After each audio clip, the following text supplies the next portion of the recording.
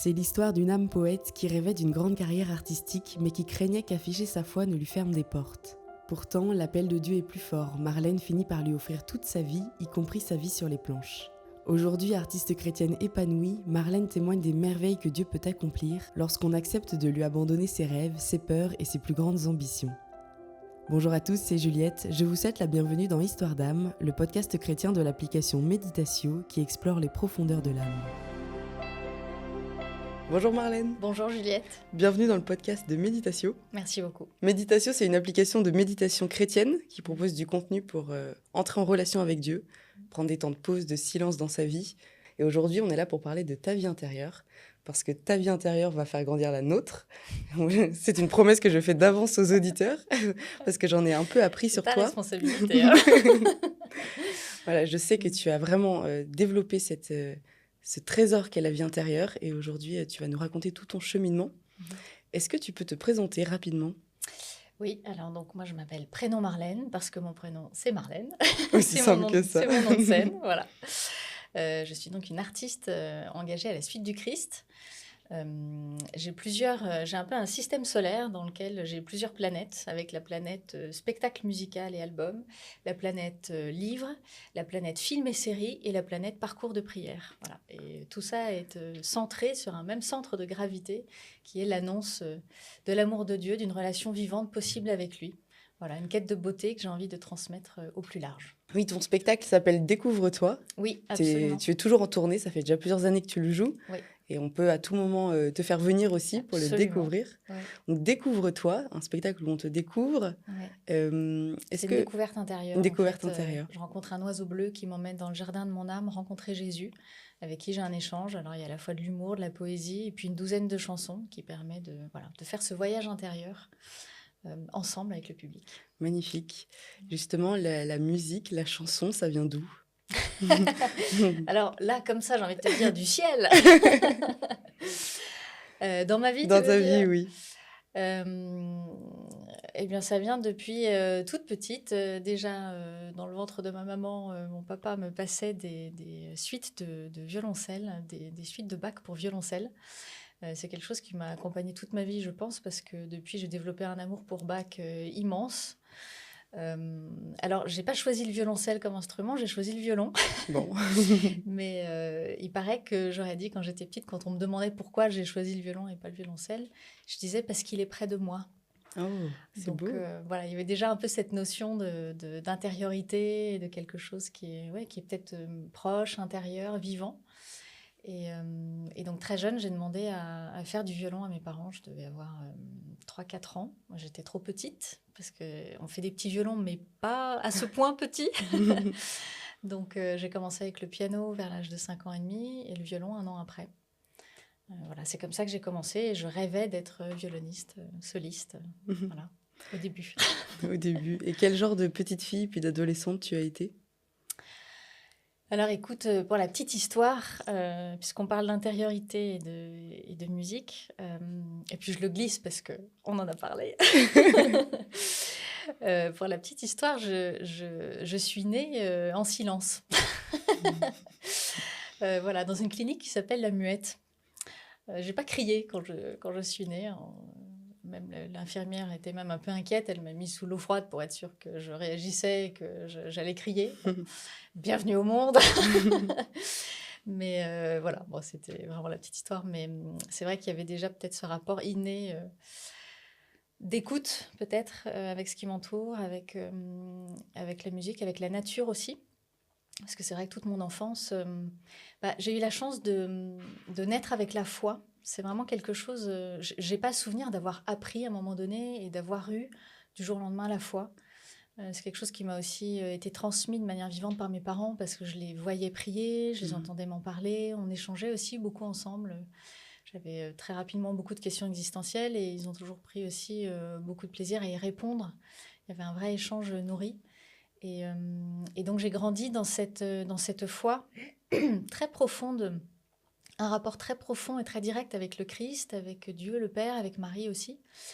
Et j'ai grandi à la campagne. Et c'est vrai que j'étais une grande contemplative. Donc, je pouvais passer 2 heures devant un paysage à regarder la nature.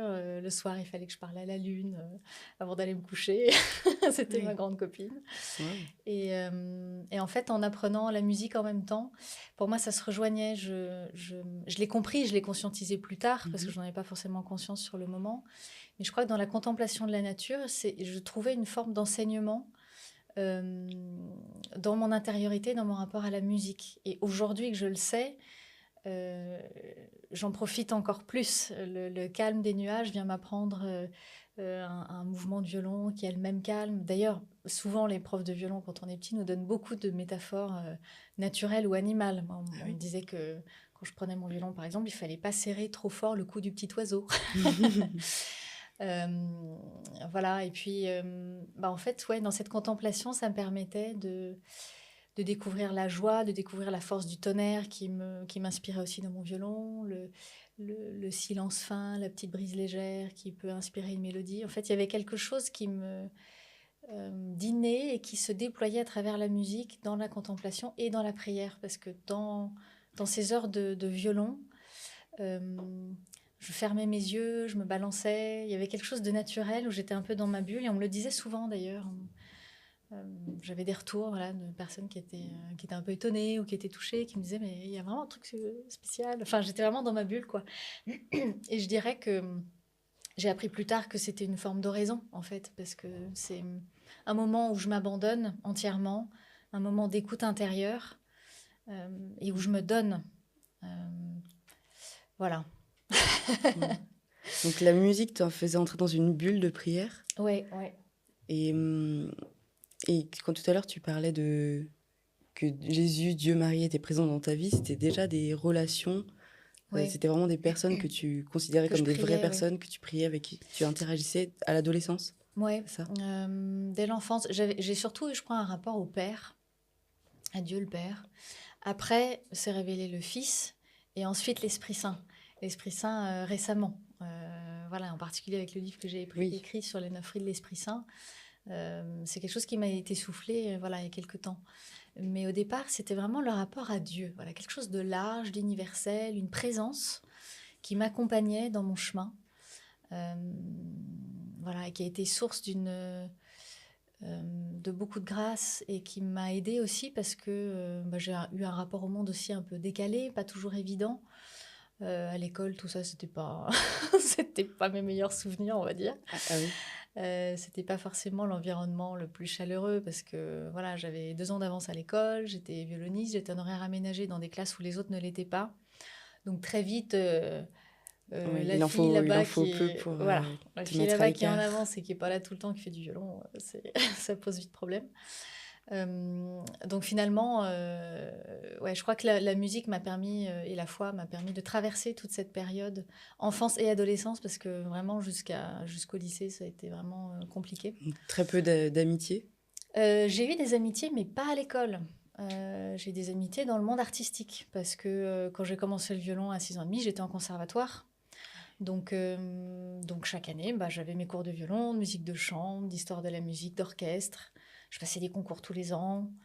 Et puis j'ai commencé des cours de composition vers l'âge de 10 ans parce que mon père m'avait redonné ses vieux ordinateurs à un moment donné. Mon père est compositeur, Xavier Goulard. Et il changeait de matériel, il m'a donné ses ordi et j'ai commencé un peu à composer pour rigoler. Et puis quand il a entendu ce que je faisais, il m'a dit ouh, toi, tu vas aller en cours d'écriture tout de suite. Voilà, comme lui, il a aussi une grande formation de composition, de contrepoint, d'harmonie. Donc il m'a envoyé apprendre ce langage, cette grammaire de la musique. Donc j'ai commencé peut-être à mettre des mots, à conscientiser cette harmonie qui m'habitait déjà depuis Mm. quelques années. Et donc j'ai commencé la composition vers l'âge de 10 ans. Et très peu de temps après, j'ai commencé le théâtre. J'ai découvert la musique jazz avec Didier Lockwood, qui a été mon prof en jazz pendant plusieurs années. J'ai découvert l'improvisation, le rapport à mon violon un peu différemment. Parce que j'aimais aussi beaucoup improviser pendant les messes en église, par exemple, pendant l'offertoire ou la communion. Et là, j'ai découvert le jazz, quelque chose qui m'a encore plus ouvert et qui m'a ouvert même par rapport à la technique même du violon, par rapport au classique. C'est très Mhm. différent, mais c'est très complémentaire. Voilà, et puis à peu près dans ces eaux-là aussi, j'ai commencé mes premiers tournages en télévision, dans plusieurs séries. Donc en fait, dans tout cet environnement artistique-là, j'avais vraiment des liens. J'ai pu grandir avec d'autres personnes décalées un peu comme moi. Mais l'école, j'étais plutôt bonne à l'école, ça s'est bien passé. Je m'entendais toujours mieux avec les profs qu'avec les élèves. Mais avec les élèves, c'était très compliqué, vraiment très compliqué. Euh, on n'avait pas la même sensibilité. C'était aussi une période où il y avait peut-être moins d'ouverture aussi à d'autres façons de vivre, à d'autres façons de faire par rapport à aujourd'hui, où beaucoup de sujets sont beaucoup plus faciles à aborder. Même le harcèlement scolaire à l'époque, ça ne portait pas ce nom. Moi, j'ai découvert il y a quelques années, j'étais déjà, en fait, ça fait 1 an ce que j'ai vécu. Bon, voilà. Et donc, pendant l'adolescence, il y a un moment donné où, effectivement, c'était trop difficile et mes parents m'ont retirée du coup de l'école pour me mettre par correspondance. J'avais 14 ans et j'étais en seconde. Et en fait, j'ai envoyé un devoir, je crois, et ça ne me passionnait pas beaucoup. Et j'ai demandé à mon père, à ce moment-là, si je pouvais prendre une année sabbatique. J'avais fait le calcul, je m'étais dit, j'ai 14 ans. Je peux prendre du retard sur Ouais, mon avance. voilà, c'est ça. J'aurais encore 1 an d'avance si je reprends l'année prochaine. Et il m'a dit oui tout de original. suite. Ah oui. Et il m'a raconté des années après qu'il allait voir ma mère à ce moment-là en lui disant, je crois que je viens de faire une bêtise. Marlène m'a demandé une année sabbatique. J'ai répondu trop vite. Oui, voilà. Bon, et en fait, ça a été une année super qui a été un vrai tournant dans ma vie. Qu'est-ce que tu as fait pendant cette année? En fait, déjà, j'ai continué à fond tous mes cours de théâtre, de musique, mes premiers tournages. Enfin, ça a été vraiment... J'ai commencé aussi à me passionner pour la photo, pour la vidéo, pour l'écriture. Et en même temps, c'est une année où j'ai fait ma confirmation. Donc, c'est l'un des sacrements dans l'Église qui permet de confirmer on confirme sa présence dans l'Église et sa foi après avoir été baptisée, après avoir fait ma première communion. Et c'était une année qui m'a permis de faire un premier vrai choix de vie, c'est-à-dire là où ma foi était peut-être innée enfant, à ce moment-là, j'ai pu refaire ce choix conscient, adulte, de mettre Dieu au centre de ma vie. Surtout à une période où je sortais d'un collège où ça s'était pas très bien passé, j'étais pas sur une pente géniale, parce que je cherchais à me faire accepter, à ressembler, voilà, comme on cherche, comme tout ado qui cherche sa place. Et en fait, c'est à la fois l'art et la foi qui m'ont permis de remettre l'église au milieu du village. En tout cas, de faire les bons choix, des choix de vie. Voilà. Et donc, dans des groupes de prière cette année-là et les groupes de conservatoire, tout ça m'a permis de confirmer, de dire oui à Dieu, de m'engager un peu plus dans la prière et de me dire, voilà, c'est lui que je suis. C'est pas les autres, c'est d'abord lui, quoi. Voilà, ça a été une première étape. Magnifique. Et donc, tu reprends le lycée après cette année sabbatique. Tu passes le bac de français. Ouais, je le reprends en candidat libre, donc je ne retourne pas en lycée. Je prépare le bac avec une prof en cours particulier, parce qu'on s'est dit, bon, on tente, soyons fous. Et j'ai fait voilà, tout ce que j'ai pu. Et puis, j'ai eu plutôt une bonne surprise. J'ai eu une petite mention, donc j'étais plutôt contente. Voilà. Félicitations. Donc voilà, j'ai pu passer ce bac. Et après, en fait, j'avais le choix. Alors, en musique, j'étais arrivée en diplôme de fin d'études musicales en violon et en composition. Et puis je suis arrivée au bout de ça et j'ai tenté le Conservatoire national supérieur d'art dramatique, donc en théâtre. Et j'ai bossé comme une dingue pour entrer dans cette école-là. Par contre, vraiment, c'était une question de vie ou de mort pour moi parce que j'avais très envie d'entrer dans cette école, mais la préparation du concours, elle est très, très exigeante. C'est 3 tours, il y a 2000 personnes qui se présentent pour 30 places. C'est assez intensif. Et tu dis c'était vital parce que tu voyais pas quoi faire d'autre que cette école. J'avais découvert d'autres talents au fur et à mesure des années que celui du violon. Donc c'est vrai que je me voyais pas continuer au CNSM et être une soliste en violon. C'est pas ça en tout cas qui se découvrait parce que je faisais plein d'autres choses. Je tournais en même temps. J'ai fait mon premier court-métrage que j'ai réalisé pendant mon bac parce que quand même faut pas perdre le nord. Et oui, et je voulais faire une école supérieure, mais en même temps j'étais un peu pressée, quoi. J'avais pas envie de.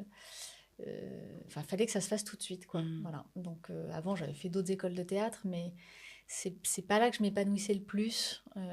Elles sont très bien, toutes ces écoles. J'en ai fait 3, voilà, qui sont toutes très connues. Mais j'avais soif de quelque chose d'autre. Et le conservatoire a pu répondre à ça. Donc, j'ai vraiment bossé comme une dingue. J'avais que ça, quoi. C'était mon objectif premier. Et je suis rentrée du premier coup. Félicitations. Merci. C'était un truc de fou. J'avais 18 ans.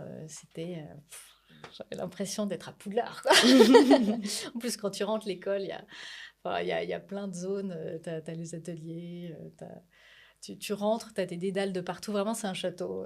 Voilà. C'était vraiment magnifique de rentrer dans cette grande école où des grands acteurs sont passés. On nous faisait visiter l'escalier des premières cascades de Jean-Paul Belmondo. Ah oui. On sentait qu'il y avait une histoire. Tel prof est passé à tel endroit, tel élève, etc. Et ça a été une vraie école de vie pendant 3 ans, et artistique, parce que j'ai eu la chance de rencontrer des professeurs qui ont aimé mélanger tous les arts. Puis j'ai eu un prof aussi qui nous a fait travailler sur la Divine Comédie de Dante quand j'étais en première année. Donc en fait, j'ai pu aussi y expérimenter quelque chose de ma foi sans forcément l'assumer ou le dire, parce que c'était vraiment très caché. Tu l'avais pas dit que tu étais Je chrétienne? l'avais surtout pas dit. Tu avais trop peur d'être stigmatisée? Ouais, c'était plutôt mal vu. Je pense qu'on devait être 2-3 cathos dans l'école, mais on se l'est jamais, enfin, on se l'est jamais dit, quoi. Il y en a peut-être un, on se l'est dit. Et d'autres que j'ai soupçonnés, qui m'ont dit une fois, parce qu'il y avait une église, une très belle église en face, l'église Sainte-Cécile, qui est magnifique et qui a été décorée par le même décorateur qui a fait le théâtre dans le conservatoire. Et c'est vraiment un lieu qui est magnifique, les couleurs sont exceptionnelles. Et une fois, un pote était avec moi devant l'église, il me dit: t'es déjà rentré dans cette église? Jolie, hein? T'en penses quoi? Jolie, mais bon. Voilà, mais sinon, non, c'est vrai qu'il y avait un rapport sacré au théâtre. Le sacré était dans le texte, dans la mise en scène, dans le lieu du théâtre, dans ce qu'on y fait. Alors c'est très beau, j'ai appris des choses très très fortes, mais c'est vrai que voilà, je comprends qu'il n'y ait pas forcément une place pour la religion, peut-être pour la foi, pour certains, mais il y en avait pour d'autres. Voilà, ce prof avait quand même mélangé beaucoup de choses, il était assez ouvert. Et donc j'ai pu insérer dans un travail que je devais faire sur la Divine Comédie. J'avais un extrait du Paradis, j'ai pu insérer un bout du Credo par exemple, ou un bout d'un évangile. On était invités en fait à faire se rencontrer aussi les textes entre eux. Et ça m'a rendue proche d'une parole vivante. Et ça m'a rendue d'autant plus proche, je dirais, par la suite, de la parole de Dieu dans la Bible. Parce que j'ai pu me projeter aussi par tout ce travail qui avait été fait dans la mise en scène, dans le rapport au texte, dans finalement tous les niveaux de lecture qu'il peut y avoir dans un texte. Donc ça a ouvert tout ça. Mais relationnellement, c'est vrai que je ne le disais pas. Et puis voilà, des expériences personnelles ou d'autres aussi ont montré qu'il y avait quand même une christianophobie latente et un très très fort anticléricalisme. Ouais, qui est vraiment très fort. Et puis il n'y a même pas de discussion, quoi. Ouais. Et ta foi à ce moment-là, ta relation à Dieu, ça avait évolué comment depuis la confirmation? Ça avait évolué. Alors c'est vrai qu'au moment de la confirmation, il y a eu un moment où c'était tellement présent dans ma vie, j'avais une telle soif de Dieu, une soif d'union, une soif même de sainteté. Je m'étais posé la question de la vocation.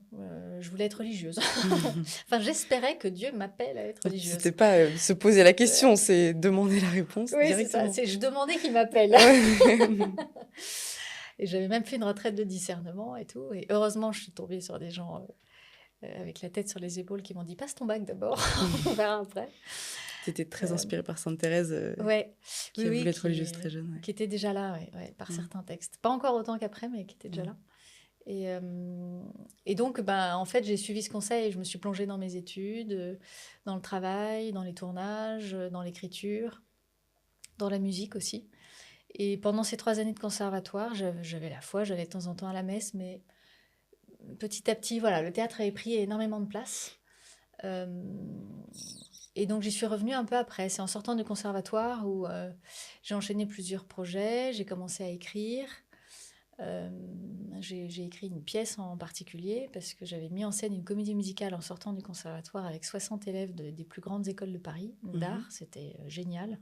Au CNSM, donc en musique, avec aussi des acteurs du CNSAD, avec des élèves de la FEMIS en son, en vidéo. des arts déco. Enfin, c'était vraiment génial. Et à la fin de cette comédie musicale, il y avait une femme qui assistait, qui était sociétaire à la Comédie Française et qui m'avait dit, on cherche des jeunes metteurs en scène, femmes, propose-nous quelque chose. Voilà, je passerai ton projet, on verra si ça se fait, mais on cherche, quoi. Trop sympa. Je ne l'avais pas trop prise au sérieux. Je me suis dit, oui, elle m'a dit ça sur un coin de trottoir. Puis elle m'a rappelé en me disant, si, en fait, t'en es où? Est-ce que tu as des idées et tout ça? Et donc, je me suis mise à écrire une pièce pendant 1 an. Et en même temps, parce que j'avais du temps à ce moment-là, j'ai écrit des chansons.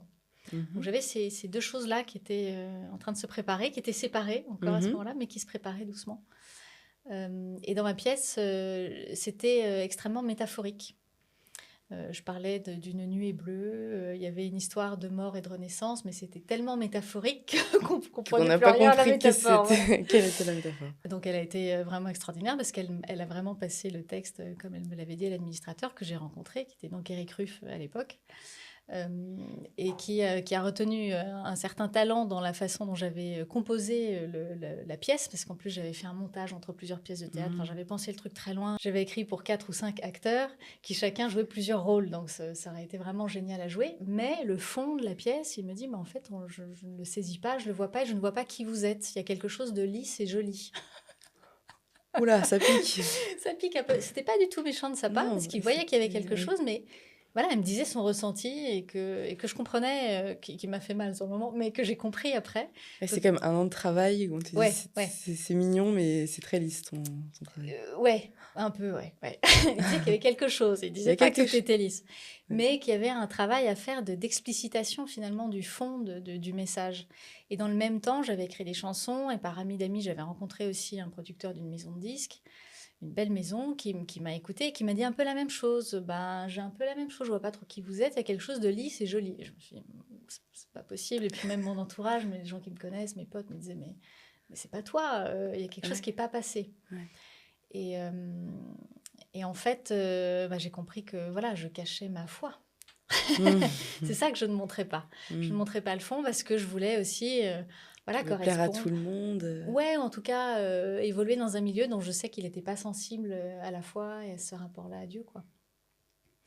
Donc j'étais avec ça, et c'est vrai que dans le même temps, j'étais avec quelqu'un dans une relation qui a duré quelques mois, qui était toxique, et dont je me suis sortie, à la fois par...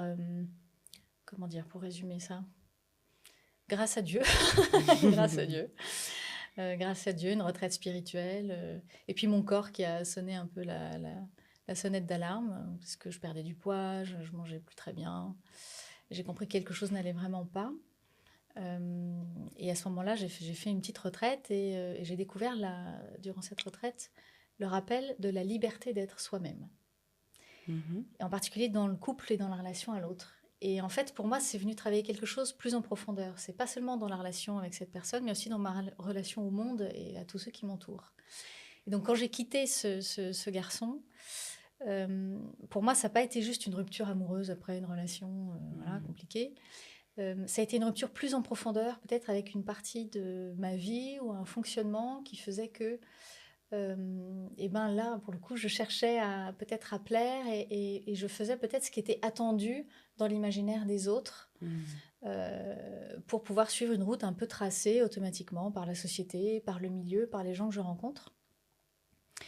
Et donc, en fait, à ce moment-là, déjà, je refais un choix de vie. On est 10 ans plus tard, on est 10 ans après ma confirmation. Et je disais souvent à ce moment-là que si j'avais pu, j'aurais encore refait ma confirmation à ce moment-là. Parce que j'ai replacé ce deuxième choix de vie, de remettre Dieu au centre de ma vie. Donc j'ai repris la prière au quotidien, l'étude de la parole de Dieu. Vraiment tous les matins, je ne dérogeais pas à cette règle. C'était mon point d'ancrage, ça me permettait de me restructurer. J'ai lu aussi des livres, en particulier sur Thérèse de Lisieux, qui m'a beaucoup... portée. Donc, j'ai pas lu tout de suite Thérèse elle-même, mais des livres qui parlaient de son rapport à la prière. Et ça m'a permis de revenir à moi-même et de revenir à Dieu. Et l'un va avec l'autre, en fait. Ça m'a permis vraiment de retrouver cette liberté intérieure. Et donc, au même moment où ces 2 grands noms de ces 2 métiers, dans le théâtre et dans la musique, me disent ça, je me dis, en fait, je crois que maintenant, c'est le moment d'assumer ce qui touche vraiment mon cœur, ce que j'ai envie de transmettre au plus profond, d'assumer qui je suis. Et donc, j'ai porté ça dans le cœur. Alors, la première chose que j'ai faite, c'est de me couper les cheveux. Ah bon? Parce que c'est un truc que je voulais faire depuis 10 ans. D'accord. Et que je n'osais pas faire parce que j'avais peur que ça me rajeunisse trop. Donc, à ce moment-là, j'ai fait, bon, j'en ai ras-le-bol des cheveux longs, là, le truc romantique. J'arrête, j'en ai marre. Je voulais une coupe à la Trinity dans Matrix. Donc, ça a été le premier point voilà, que j'ai lancé. Et la seconde, c'est une rencontre plus personnelle avec Thérèse de Lisieux qui a débarqué dans ma vie. Waouh, quel teasing! Tu vas pouvoir nous raconter ça, mais avant, je propose que tu nous présentes l'objet que tu as ramené. Oui, avec un joie. objet précieux qui dit quelque chose de ton âme. Oui. Alors, l'objet que j'ai ramené, c'est donc mon violon acoustique. Voilà, donc il y a 4 cordes, comme mes 4 cordes à mon arc dans ma vie, que j'ai présenté tout à l'heure, avec le spectacle, la musique, le film, le livre et la prière. Et en fait, ce que j'aime beaucoup dans la symbolique du violon, c'est que, donc, comme on peut le voir, il y a 2 tables, donc la table du dessus, la table du dessous, avec ce qu'on appelle les éclisses, qui permettent de les faire se rejoindre.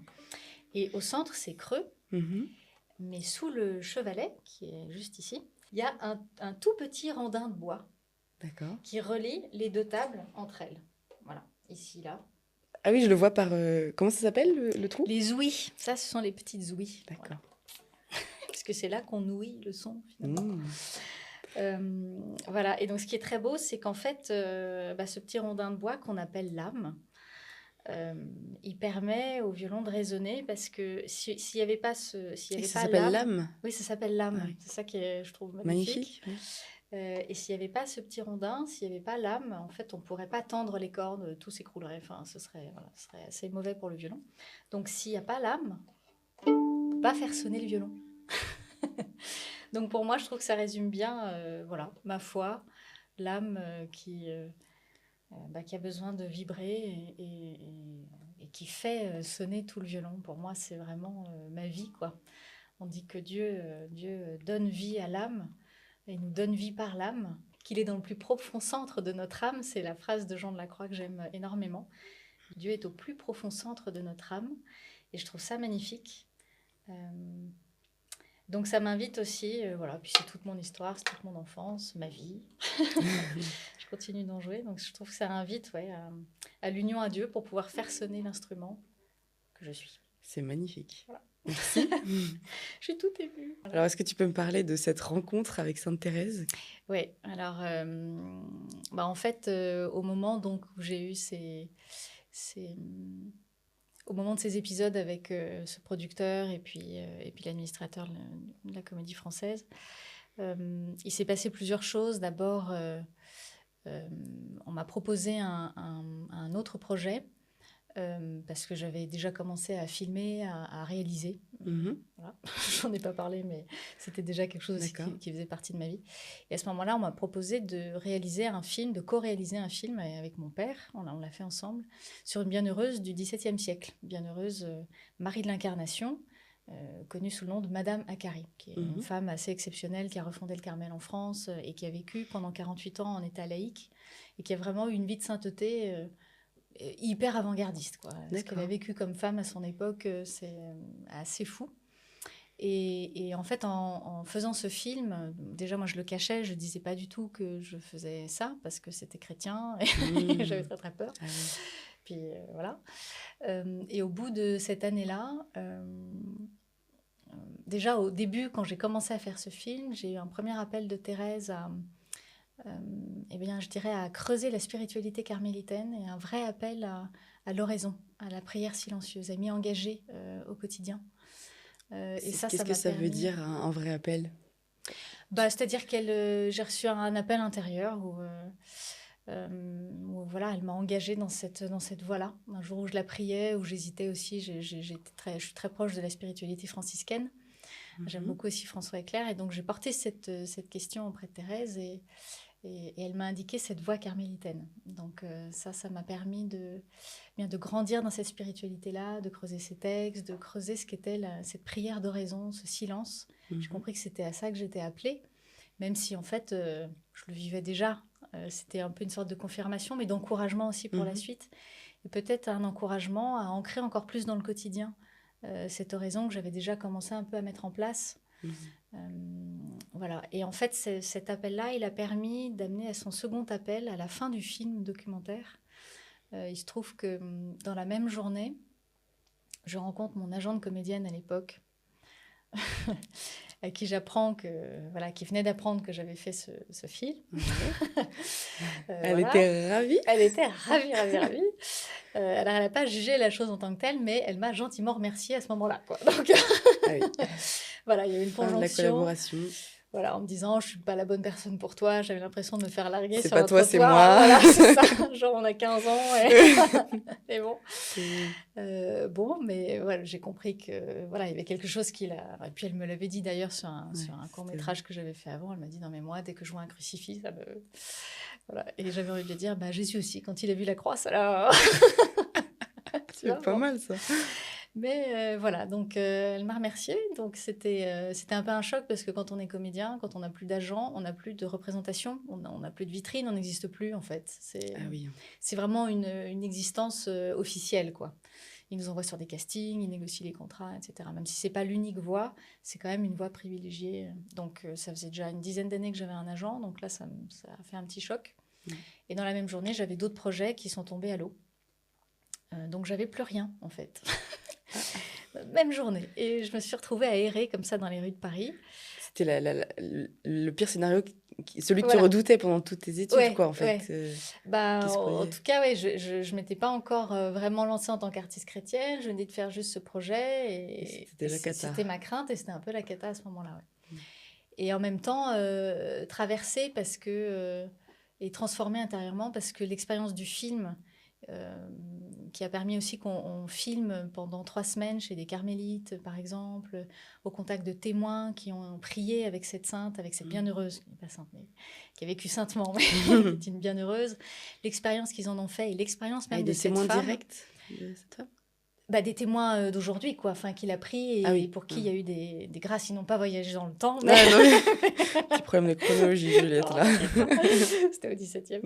En effet. Mais il y aurait pu y avoir une descendance cousin, cousine ou enfant parce qu'elle a eu des enfants. Donc ça aurait pu. Hein, mais non, c'était des témoins larges, en tout cas, qui vivaient de ce contact avec elle.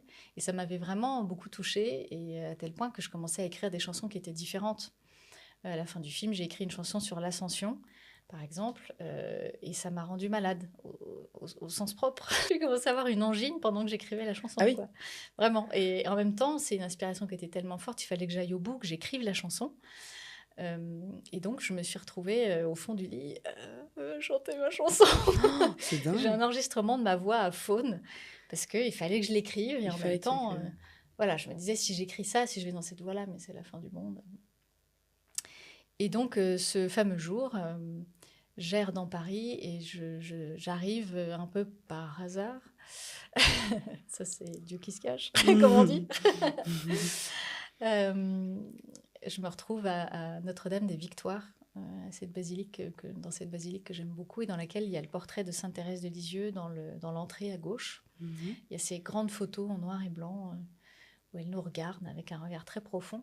Et je viens devant ce portrait, je prie et voilà, et je dis, ça va pas trop, qu'est-ce que je fais ? Bon, voilà, j'étais vraiment dépitée. Et à ce moment-là, j'ai entendu un nouvel appel de sa part avec une phrase antérieurement qui m'a dit « Donne ta vie à Dieu ». Et c'était tellement fort que déjà, moi, je ne me serais pas dit ça à moi-même. Oui, tu étais sûre que ça n'est pas toi directement. Ouais. Et il y avait une espèce d'autorité spirituelle dans ce que j'entendais et en même temps une grande paix. Vraiment un appel lancé, quoi. Et ça m'a interrogée. J'ai pris un long temps après de discernement. J'ai fait une neuvaine à Thérèse, j'ai fait une retraite.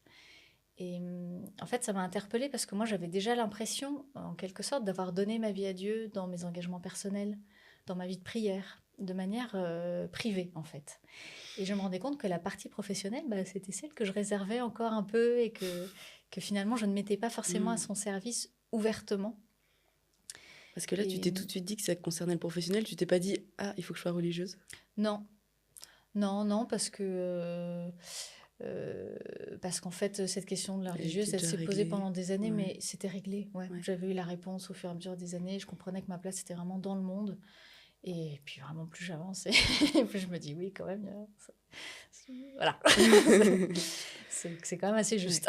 Donc là, tout de suite, enfin, avec le temps de discernement, tu Oui, quand comprends même, que c'est peut-être le sujet professionnel qui arrive. Oui, je me suis vraiment posé la question. Je me suis dit, qu'est-ce que ça veut dire? Jusqu'où aller? Et puis, en fait, intérieurement, je me suis dit, bon, il y avait quand même une résonance avec la chanson que je venais d'écrire, le film que je venais de faire. C'était dans un contexte quand même qui était aussi assez fort. Et donc, en discernant, pour la petite histoire, un jour, j'ai fait la liste de ce que serait ma vie si je me lançais en tant qu'artiste chrétienne. Donc les projets, comment je ferais les choses, et qu'est-ce que serait ma vie si je continuais en tant qu'artiste profane, entre guillemets, c'est-à-dire je continuais comme j'étais. Et donc je commence la liste artiste chrétienne, et alors là j'ai plein d'idées, et vraiment tout se déroule, quoi. Je vois le spectacle, l'album, une série humoristique, c'est un truc que je voulais faire depuis des années, j'espérais un jour écrire, j'avais envie de faire des week-ends de prière, enfin vraiment tout se déroulait tout seul. Et puis je fais la liste de l'artiste profane. Je fais, bon alors il faut que je refasse des photos, bon il faut que je fasse ça, il faut que machin. Et puis au bout de 3 trucs, j'ai fait, vraiment, ça m'emballait pas du tout en fait. Je me suis dit, mais il y a un feu, quoi. Il y a quelque chose qui me traverse, qui me donne envie de m'engager, qui est un peu évident.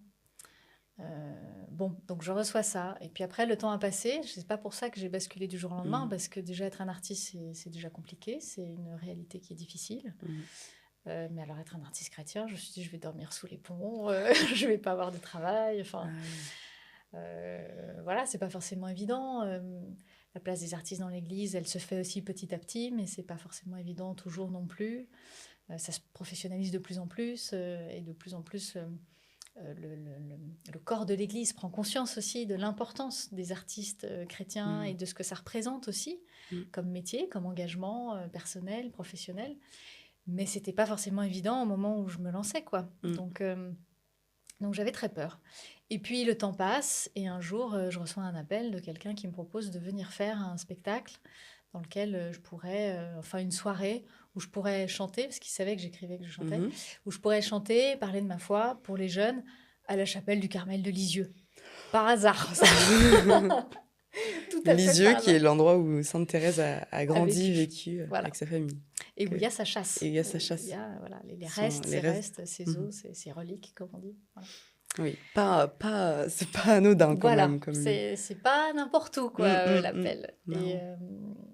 Et puis voilà, et en fait, ce jour-là, j'ai dit oui. Mais au moment où j'ai dit oui, j'ai vraiment ressenti une très grande joie et une très grande liberté. Très, très grande liberté. Et ça, c'était plutôt bon signe. Ressentir une grande liberté, ça veut dire se sentir libre. Pas contrainte de faire ce choix. Ouais, et puis à ma place, heureuse de faire ce que j'ai envie de faire, et en me disant, en fait, je vais enfin pouvoir dire ce que j'ai vraiment envie de dire. Je ne vais plus me cacher sous la métaphore, même si j'utilise des métaphores pour faire passer des messages, mais ce n'est pas des métaphores cachées comme dans la pièce de théâtre que j'avais écrite, quoi. Et ça ne te coûtait pas de prendre cette décision? Il y avait eu quelques mois avant quand même de discernement, donc il manquait plus que le truc qui allait faire que j'allais basculer, que j'allais dire oui.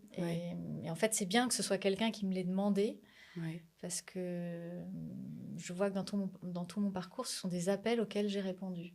Et je crois que c'est assez significatif, ou en tout cas commun à toute vie spirituelle. Même le baptême, c'est un appel de Dieu. Son amour est toujours premier, son appel est toujours premier. Et ça, je le découvre de plus en plus au fur et à mesure de mes projets et de ma vie spirituelle. Mais de voir que, en fait, souvent on demande, on attend quelque chose, mais déjà de se rendre compte qu'il nous appelle le premier, qu'en fait, on peut déjà répondre à une relation qui est déjà là, ça change vraiment tout, quoi. Et c'est ce que j'ai eu envie de transmettre à ce moment-là dans l'écriture du spectacle que j'ai lancé dans la foulée. Magnifique. Bravo pour ce oui. Ouais, écoute, merci. On verra la suite. Hein, jusque-là, ça se passe pas trop mal parce que voilà, il y a eu beaucoup de projets et j'ai pas arrêté depuis. Il y a eu le spectacle. Ensuite, il y a eu la série sur KTO pendant 2 ans, 2 saisons, la série Bonne Nouvelle, avec des petits épisodes humoristiques qui m'ont permis aussi d'aborder plein de sujets, qui m'ont fait grandir spirituellement, qui m'ont permis de m'éclater dans la comédie parce que j'ai créé 18 personnages et vraiment c'était un kiff total. Quelque chose que je voulais faire depuis très longtemps. Les livres, les parcours de prière, enfin tout ça était vraiment... Tout ce que j'avais écrit sur ma petite liste, en fait, ça s'est proposé. Alors, il y a des choses que j'ai proposées de moi-même, comme la série, mais il y a d'autres choses qui m'ont été proposées et j'ai trouvé ça fantastique. Merveilleux. Je te propose de jouer au jeu du portrait chinois chrétien avec maintenant. Joie. Alors, quel personnage de la Bible te ressemble le plus ? Ou auquel je ressemble plutôt. le plus. Décidément, la chronologie, c'est pas mon truc. À quel personnage de la Bible ressembles-tu le plus ? Alors, je vais tricher un peu. C'est pas tout à fait un personnage, mais c'est un personnage que j'aime beaucoup. C'est l'âne. Je me suis dit, elle va me dire le figuier. Non, c'est quand même un être vivant. Enfin, le figuier aussi est un être vivant, mais pas de la même façon. L'âne de la crèche. L'âne de la crèche et des rameaux. Parce que ce que j'aime, c'est son chemin. Du fait que l'âne, dans la crèche, finalement, il donne ce qu'il a, puisqu'on dit dans la tradition qu'avec son souffle, il réchauffe l'enfant Jésus qui vient de naître. Et au moment des rameaux, il donne ce qu'il est, puisqu'il donne son corps pour que le Christ puisse entrer, puisqu'il monte sur le petit âne, ou sur une petite ânesse, je crois, pour entrer à Jérusalem. Et donc, je trouve ce chemin très beau. Je trouve que c'est les 2 meilleures places, quoi. Être dans la crèche, tout près de Jésus, et l'emmener ensuite à Jérusalem. C'est assez représentatif, finalement, de 2 réalités qui sont la place qu'on a et le sens qu'on donne à notre vie. Et donc, voilà, donc je trouve ça très beau, trouver sa place près de la crèche. Moi, j'aime énormément l'enfant Jésus. Je suis très sensible au Carmel de Beaune, par exemple, le sanctuaire de l'enfant Jésus là-bas, où il y a une statuette de l'enfant Jésus miraculeuse, qui est peu connue, mais pourtant, il y a l'enfant Jésus de Prague, mais il y en a un en France. Avec une prière, une petite dizaine, où on prie l'enfance de Jésus. Et c'est vraiment magnifique, ça me touche beaucoup. Donc, je suis très sensible à cette place-là. Et puis, en même temps, le fait de donner sa vie, voilà, c'est un peu l'appel que j'ai reçu aussi pour que le Christ puisse traverser. Voilà. Magnifique. Et quelle parabole de Jésus te saisit toujours un peu plus que les autres ? Il y en a plein, mais moi j'aime beaucoup la parabole du bon samaritain. Parce qu'elle répond à la question concrète comment aimer son prochain comme soi-même. Ça fait suite dans le texte. Et puis quand le Christ décrit le Samaritain, en fait, c'est lui-même qui décrit. Et je trouve ça très beau dans cette façon qu'a ce Samaritain de venir sauver cet homme sur le bord de la route. J'en faisais d'ailleurs un parallèle. J'ai un chapitre dans les fruits de l'Esprit Saint sur la bonté, où je fais ce parallèle entre le bon Samaritain et le bon larron sur la croix, et de montrer qu'en fait, dans les 2 cas, le bon Samaritain et Jésus sauvent par des étapes assez similaires. Sur le fait de voir, de se laisser saisir de compassion, sur le fait de soigner celui qui est blessé ou qui a besoin d'être sauvé, sur le fait de le porter sur ses épaules et ensuite de l'amener dans la maison, alors dans l'auberge, dans l'histoire du bon Samaritain, et puis au ciel quand il promet au bon larron, quand il lui dit « Aujourd'hui, tu seras avec moi au paradis ». Et donc ça me touche toujours énormément parce que, en plus, à la fin de cette parabole, il demande au docteur de la loi qui est près de lui, le Christ, il lui dit, à ton avis, ou à votre avis, à la foule qui est là, qui a été le prochain de l'homme blessé sur la route ? Parce qu'à chaque fois qu'on entend la parabole, on se dit, aimer son prochain, c'est aimer celui qui est sur le bord de la route, qui est pas bien, qui est blessé. Mais le Christ demande, qui est le prochain de celui qui est blessé ? Et donc, c'est le bon Samaritain. Parce que dans l'histoire, entre celui qui est sur le bord de la route, qui est probablement un juif qui revient de prier à Jérusalem, et le bon Samaritain, c'était pas des personnes qui s'aimaient beaucoup. Donc, c'était fou que ce soit pas le prêtre ni le lévite qui soit passé, qui se soit arrêté, mais le Samaritain. Et donc, il y a cette espèce de double accueil dans le fait d'aimer son prochain, qui est effectivement de se comporter comme le bon Samaritain, comme le Christ, et d'aimer celui qui est dans le besoin, mais aussi de se laisser aimer et de se laisser sauver par le Christ qui vient sans nous juger. Je trouve que c'est la plus belle parabole pour décrire ce qu'est la miséricorde. Ce cœur qui aime sans condition, euh, si ce n'est celle de désirer être aimé et être sauvé, quoi. Voilà. Donc à chaque fois, je trouve que c'est un mystère qu'on peut approfondir à chaque fois, quoi. Ouais, c'est magnifique. Voilà. Et quelle est la vertu chrétienne qui te titille, celle que tu as le plus de mal à travailler, à faire tienne? En fait, je crois que c'est peut-être la plus importante et c'est forcément un peu la plus difficile, c'est la charité. C'est d'aimer. C'est justement la parabole du Bon Samaritain, c'est d'aimer son prochain comme soi-même. C'est vraiment ce qui est le plus difficile parce que quand on fait cette expérience, je crois, de l'amour de Dieu dans sa vie, pour soi, pour les autres, on prend conscience de ce cadeau, de ce trésor immense et de son amour qui ne s'arrête pas à une étiquette, qui ne s'arrête pas à une apparence, qui a un cœur qui voit le fond du cœur. Donc, on voit vite nos propres limites qui s'arrêtent aux apparences, aux jugements, à des situations difficiles, à ce qu'a fait la personne. Or, Dieu voit peut-être de manière plus large qu'un événement. Ça ne veut pas dire qu'il passe sur l'événement. Mais il y a une capacité d'amour qui est différente de la nôtre. Et donc, la difficulté, c'est de faire avec ces limites-là. Et c'est là que la petite Thérèse, pour moi, est une maîtresse de vie spirituelle. J'aime beaucoup sa métaphore de l'ascenseur des bras de Jésus, parce qu'elle dit elle-même qu'elle aimerait avoir les vertus des grands saints, mais qu'elle ne les a pas. Que c'est trop difficile de monter et de gravir la montagne de la sainte perfection. Et en même temps, elle a cette phrase que j'aime beaucoup, elle dit « Dieu ne met pas des désirs en nous qu'il ne veut pas réaliser ». Donc s'il a mis ce désir en moi d'aller en haut de la montagne, d'être une sainte, mais que j'en ai pas les moyens, il va me donner les moyens. Voilà. C'est très logique, c'est très pragmatique. Donc elle a cette métaphore des bras de Jésus qui sont son ascenseur, puisqu'à l'époque, elle avait probablement... dans son voyage à Rome, elle est passée par Paris et elle a probablement découvert les ascenseurs des Galeries Lafayette. À l'époque, c'était complètement... Voilà, c'était moderne. Et elle se dit, en fait, si ça existe dans la vie réelle, il doit y avoir aussi un parallèle dans la vie spirituelle. Donc, c'est d'une logique... c'est magnifique. C'est d'une logique presque enfantine, mais c'est de l'enfance spirituelle. Elle se dit, voilà, moi, mon ascenseur, ça va être les bras de Jésus. C'est lui qui va me porter et me permettre, finalement, d'aimer de son amour à lui. Parce que je crois que l'enjeu, c'est ça. C'est de comprendre que c'est pas grave, en fait, d'avoir les limites qu'on a.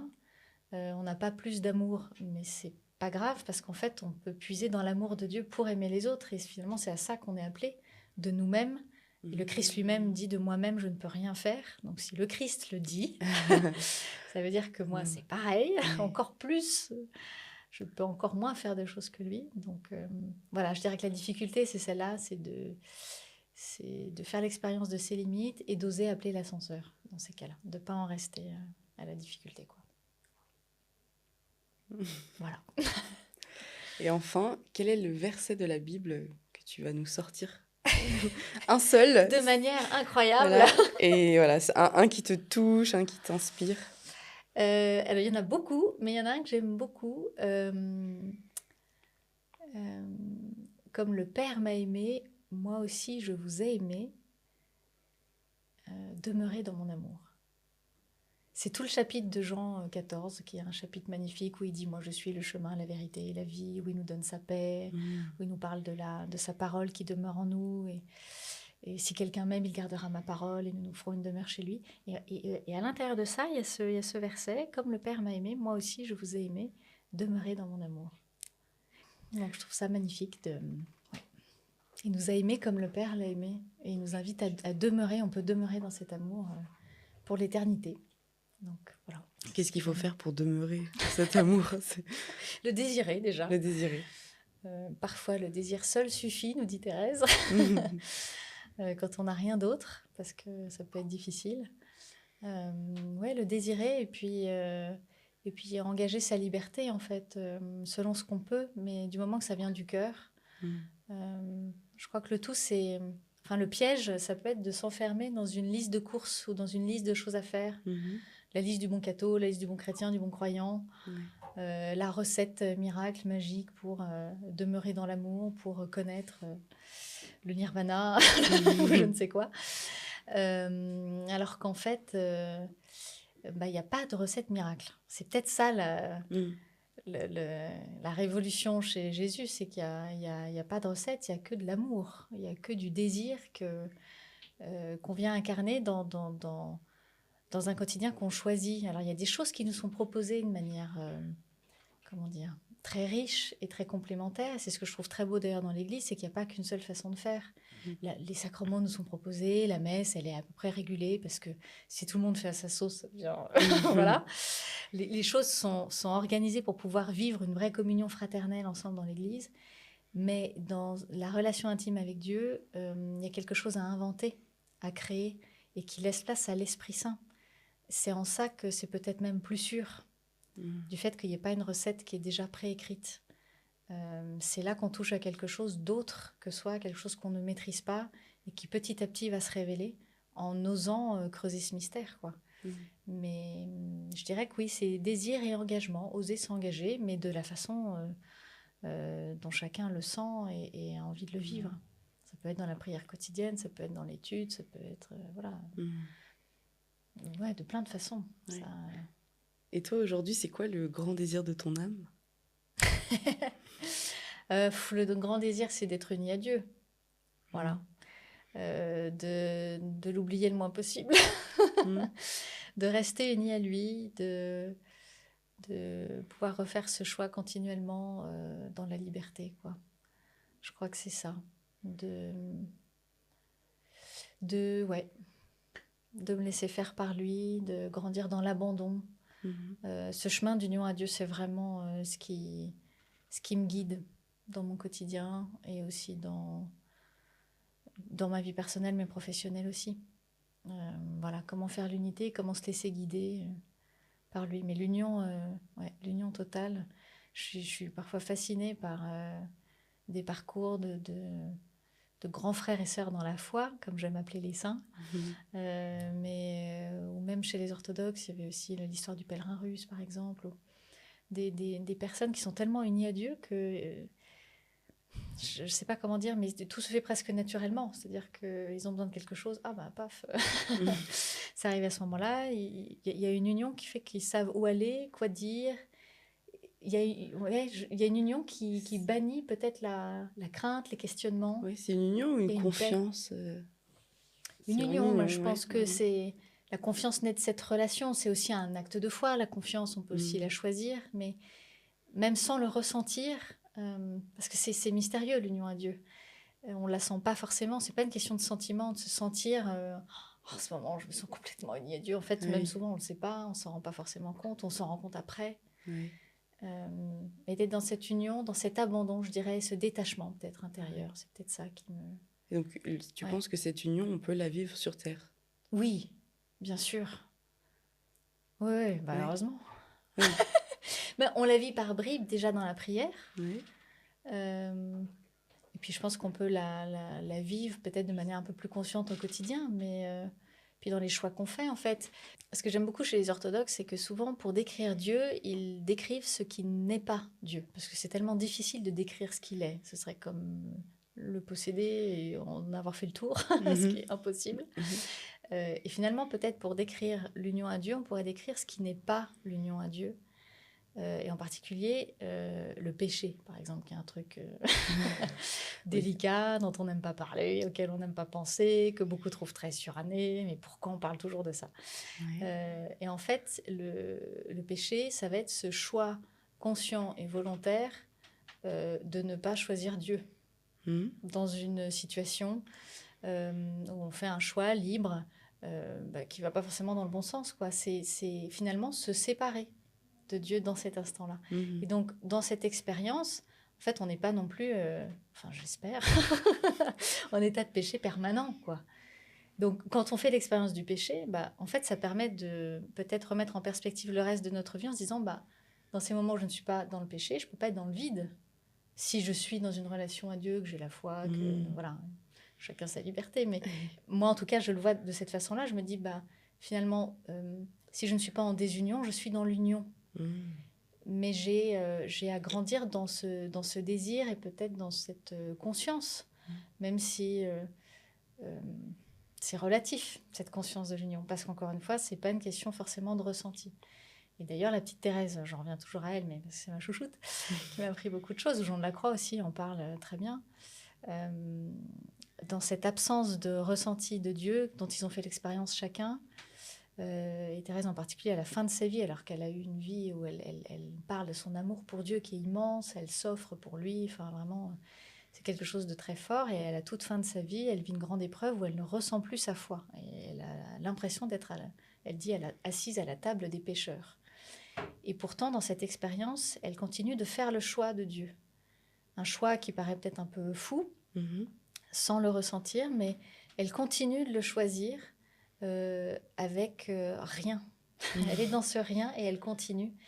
Et c'est peut-être ça l'expérience la plus radicale de la foi, c'est-à-dire de ce choix qui appartient peut-être à une autre partie de son être qui n'est plus au niveau des ressentis. Et pour tout te dire, au moment où j'ai eu ce nouveau oui, je dirais, au moment de la séparation que j'avais vécue et où j'ai replacé Dieu au centre de ma vie, à ce moment-là, j'avais même écrit un acte de foi. J'avais fait vœu de foi. J'avais écrit une lettre à Dieu en disant, en fait, j'avais fait une expérience tellement profonde de l'importance de Dieu dans ma vie, à ce moment-là, que je choisissais d'installer dans ma vie ce choix, même si un jour je ne le ressentais plus. C'est-à-dire que je me disais, en fait, c'est quand même mieux d'être avec Dieu et de croire qu'une vie sans Dieu, dont j'avais peut-être fait l'expérience à un moment donné dans cette relation où je m'étais aperçue de ce que c'était, de ce que pouvait être une vie sans lui. Pour moi, c'était ça l'enfer. C'était vraiment l'expérience de l'enfer.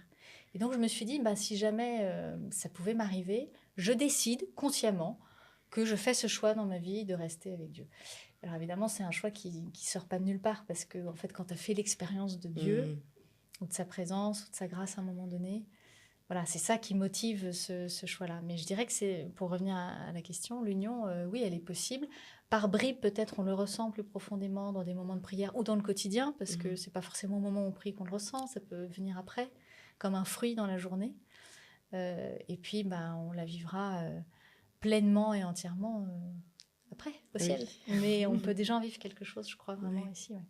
Est-ce qu'aujourd'hui, tu traverses des défis spirituels?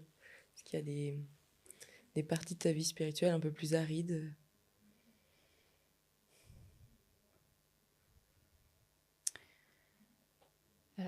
Oui. oui, comme tout le monde. Enfin, je crois, j'espère. Je crois que ça rejoint un peu ça, c'est-à-dire que je dirais rester dans cette confiance et cette relation avec Dieu dans un monde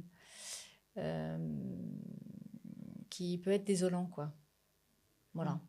Je crois que le défi, il est vraiment là, c'est de ne pas perdre l'espérance et de pas se laisser avoir par le prince du monde, comme le Christ l'appelle. Par le prince du mensonge qui nous fait voir un avenir forcément négatif.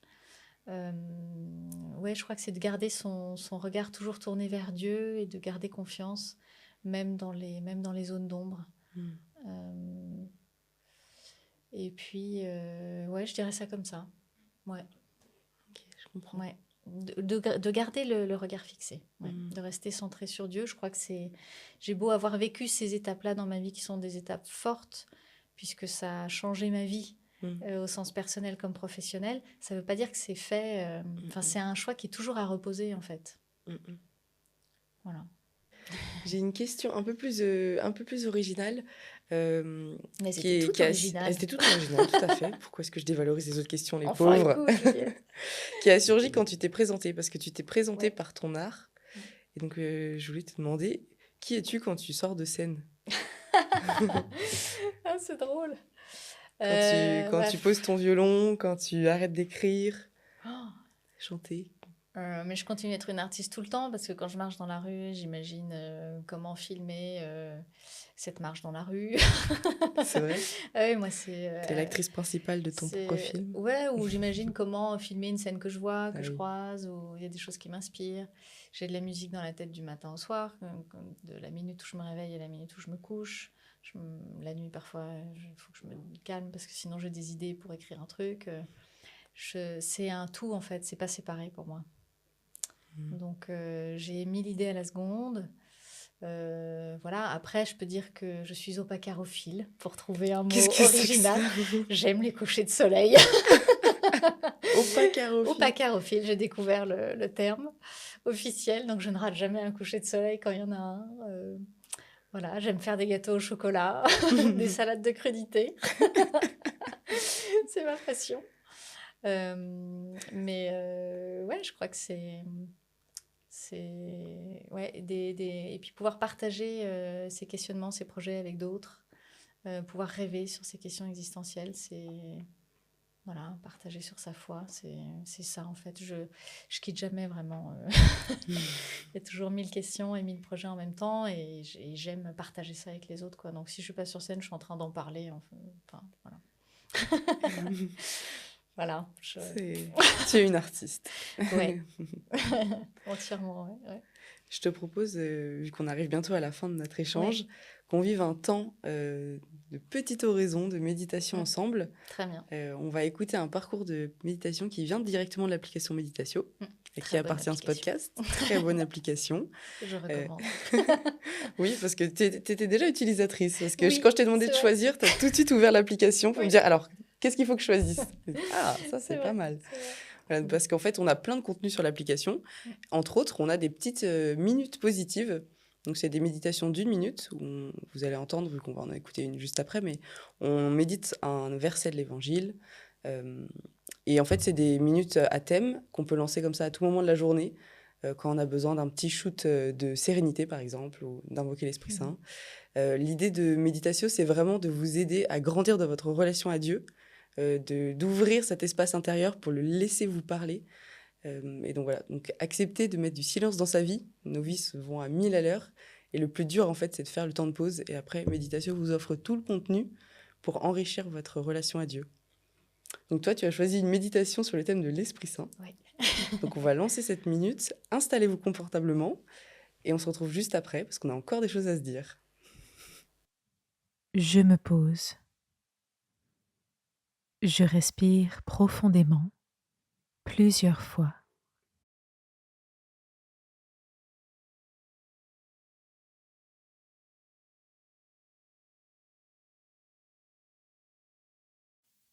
J'écoute des Actes des Apôtres.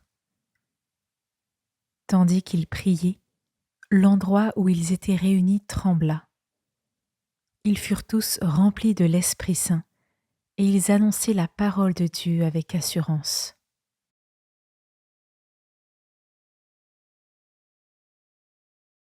Je prie. Esprit Saint, remplis-moi de ta présence. Je répète plusieurs fois. Esprit Saint, remplis-moi de ta présence.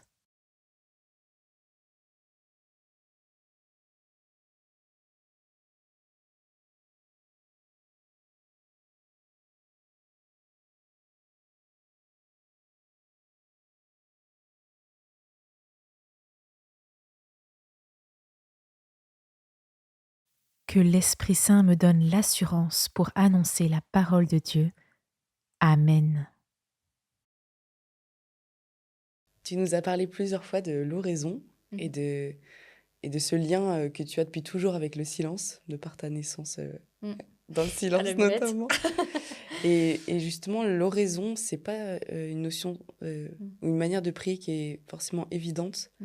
Moi-même, j'essaie toujours d'améliorer la qualité de mes oraisons, mais il y a toujours un milliard de pensées intrusives, de bruits, de choses qui font que c'est dur de savoir comment faire et d'arriver à vraiment construire un moment de qualité en prière de silence.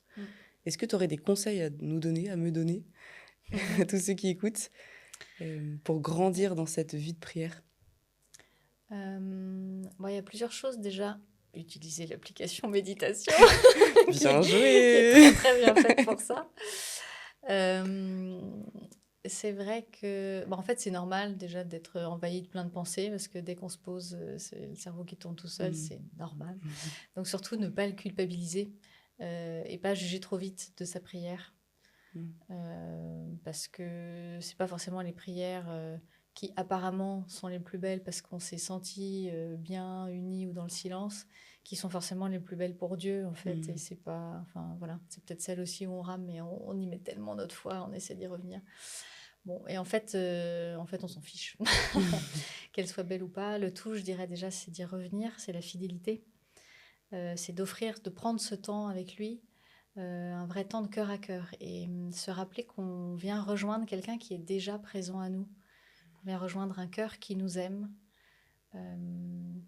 Et ça grandit petit à petit, c'est comme toute relation, ça se nourrit et il ne s'agit de ne pas tomber trop dans la routine non plus.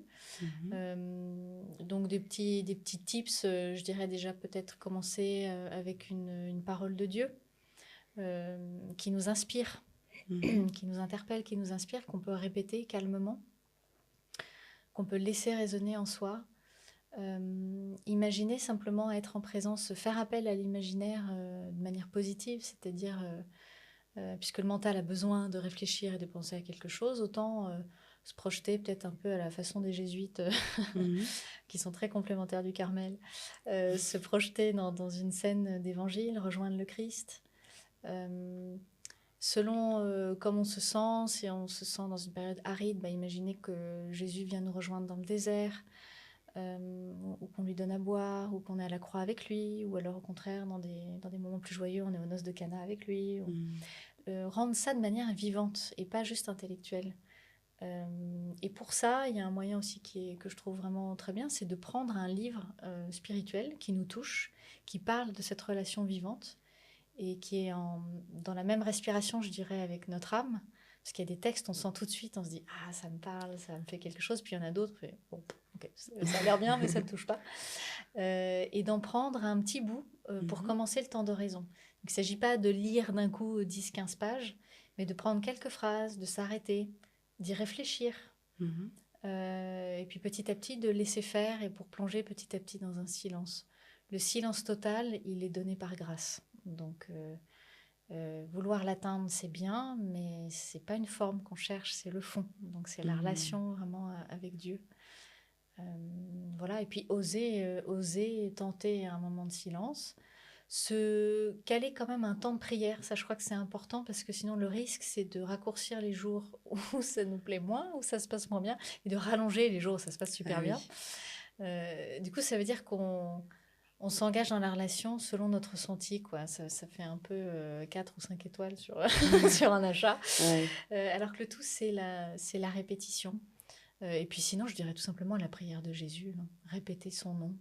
La prière de Jésus qui est assez connue aussi chez les orthodoxes, qui est un peu plus longue, mais répéter le nom de Jésus ou invoquer Jésus. Seigneur Jésus, donne-moi ta paix, ou donne-moi ton amour, fais-moi connaître ton amour. Pour plonger petit à petit dans quelque chose de personnel, de vivant. Voilà.